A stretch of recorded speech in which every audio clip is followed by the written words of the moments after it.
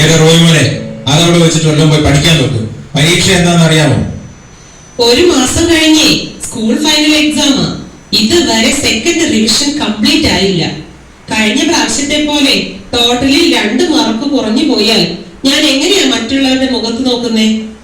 Mummy, ഇന്ന് Sunday school exam. ഓ, ഞാൻ കരുതി സ്കൂളിലെയാണെന്ന്. സൺഡേ സ്കൂൾ അല്ല, നിനക്ക് അറിയാമല്ലോ. അത് വെച്ചാൽ എഴുതിയാൽ മതി. ഇപ്പൊ പോയി സ്കൂളിലെ എക്സാം റിവിഷൻ ചെയ്യ്. മമ്മി, റിവിഷൻ കഴിഞ്ഞു. ഈ സൺഡേ സ്കൂൾ എക്സാമിന് പഠിപ്പിക്കും.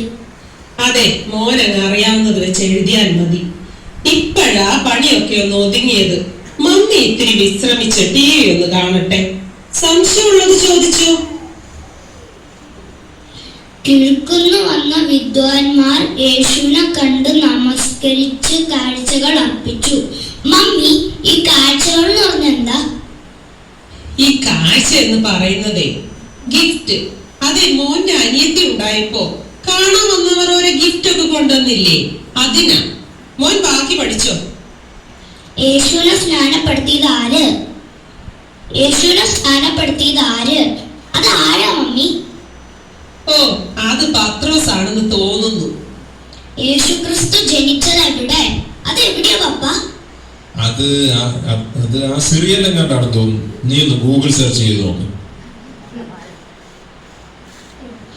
അയ്യോ, സൺഡേ സ്കൂൾ വണ്ടി വരാനായി. എക്സാം അല്ലേ, ഒരു വേദോസ്തം വായിച്ച് പ്രാർത്ഥിച്ചു പോകും. ഒരു സങ്കീർത്തനം എടുത്ത് വായിക്കും. യഹോവ എന്റെ ഇടയനാവുന്നു, എനിക്ക് മുട്ടുണ്ട. അയ്യോ, ബാക്കി വായിച്ചേ. ഇതിന് ചാർജ് തീർന്നു പോയി. ബാക്കി ഓർമ്മയില്ലേ? പപ്പയങ്ങ് ഓർത്തു വേണം. അത് മോനെ, വണ്ടി വരാറായി. പ്രാർത്ഥിച്ചോണ്ട് പോയിക്കോ, താമസിക്കണ്ട.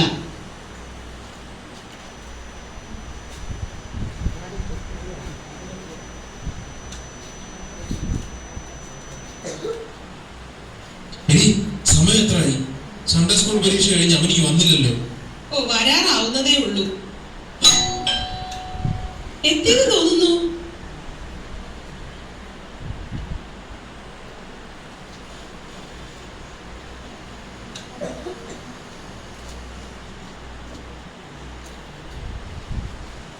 മോൻ സൺഡേ സ്കൂൾ എക്സാമിൽ എല്ലാം എഴുതിയോ? ഏത് മമ്മി?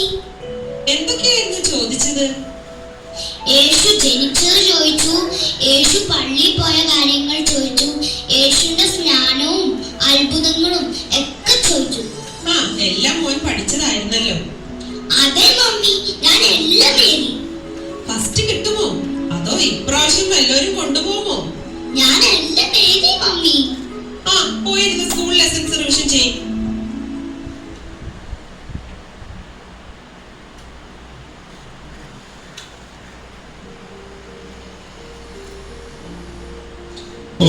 പ്രയർ കണക്കാന്നേ, ബോറിങ്ങ.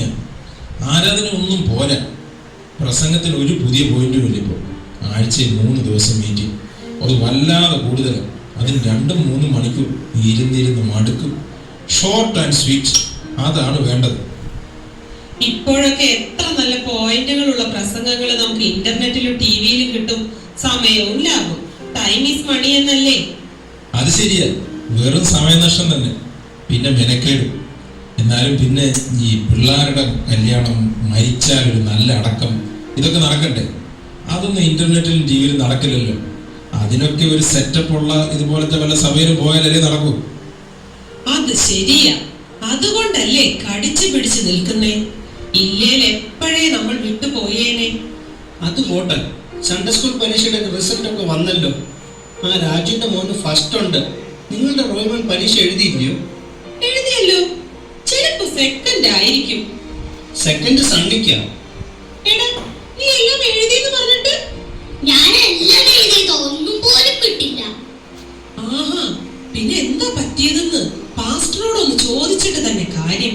സ്കൂളിലെ എക്സാമിനിടയിൽ പഠിപ്പിച്ചതാ.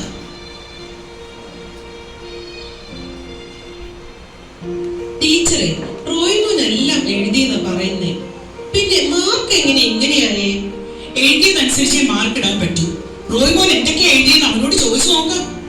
ഞാൻ ചോദിച്ചിട്ട് തന്നെയാ വന്നത്. എന്റെ റോയ്മോൻ എല്ലാം എഴുതിയിട്ടുണ്ട്. അവൻ മിടുക്കനാ. പക്ഷെ അതൊന്നും പേപ്പറിലില്ല. ആഹാ, എല്ലാരും ഉണ്ടല്ലോ. എന്താ ഒരു തർക്കം? അതെ പാസ്റ്ററെ, റോയ്മോൻ എല്ലാം എഴുതിയെന്നാ പറയുന്നേ. പക്ഷെ റിസൾട്ട് വന്നപ്പോ ഫസ്റ്റും ഇല്ല സെക്കൻഡും ഇല്ല. ഇത് എന്ത് കളി? എല്ലാത്തിനും ഒരു പരിഹാരം ഉണ്ടാക്കാം. ടീച്ചറിന്റെ കയ്യിൽ ആ ചോദ്യ പേപ്പർ ഉണ്ടോ? ഉണ്ട്. എന്നാ പിന്നെ പ്രശ്നം തീർന്നു. ഇപ്പൊ തന്നെ ഞാൻ റീടെസ്റ്റ് ഇടാം. എന്താ? അത് മതി, അത് മതി. ആ ചോദ്യ പേപ്പർ ഇങ്ങോട്ട് എടുക്കും ടീച്ചറെ. റോയ്മോനെ, നീ ഇങ്ങോട്ട് നീങ്ങി നിന്ന്. ആദ്യത്തെ ചോദ്യം, എരികോ മതിൽ തകർത്തത് ആര്? ഞാനല്ല. ആ ഐസക്കും ജോയിലും എപ്പോഴും മതിലേ കിടന്ന് ചാടും. അവരുടെ അടുത്ത് ചോദിച്ചോ. പാസ്റ്ററെ, എന്റെ റോയ്മോൻ അങ്ങനെ നശീകരണമൊന്നും ചെയ്യില്ല. ഗുഡ് ബോയ് അവൻ. ഇനി അഥവാ അവൻ അതിലെല്ലാം തകർത്തിട്ടുണ്ടെങ്കിൽ അതിന്റെ കേടി അങ്ങ് എണ്ണി തന്നേക്കാം. അതുകൊണ്ട് മാർക്ക് കുറയ്ക്കാമോ? ഇത് ബൈബിളിലെ ചോദ്യമായിരുന്നു. എന്തായാലും എഴുതിയില്ലെന്ന് മനസ്സിലായല്ലോ.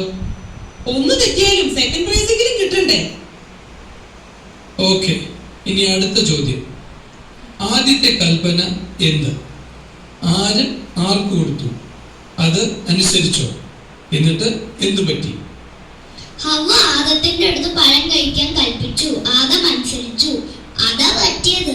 പെൺവാക്ക് കേൾക്കുന്നവൻ പെരുവഴിയിൽ. ആ, അതുപോട്ടെ. ഇനി അടുത്ത ചോദ്യം. യേശുവിന്റെ ജനനത്തെ പറ്റി ആദ്യം അറിഞ്ഞത് ആര്? മറിയം.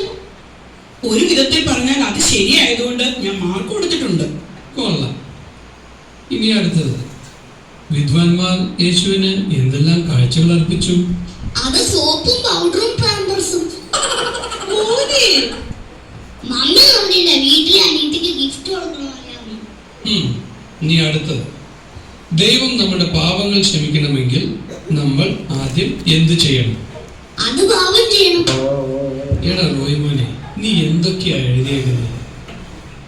ആ, എന്തായാലും ഇത്രയായി. ഇനി മുഴുവൻ ഉത്തരങ്ങൾ കൂടി കേൾക്കാം. യേശുവിന്റെ ഏതെങ്കിലും ഒരു ഉപമയോ അത്ഭുത പ്രവൃത്തിയോ വിവരിച്ച് എഴുതുക. അതൊരു വലിയ ഉത്തരം. ഞാൻ എന്റെ ഉത്തര പേപ്പറിൽ നന്നായിട്ട് എഴുതിയിട്ടുണ്ട്. ഉത്തര പേപ്പർ ഇവിടെ ഇരിപ്പുണ്ട്, ഞാൻ വായിക്കാം. യെരൂശലേമിൽ നിന്നും എരീഹോയിലേക്ക് ഒരു മനുഷ്യൻ പോവുകയായിരുന്നു.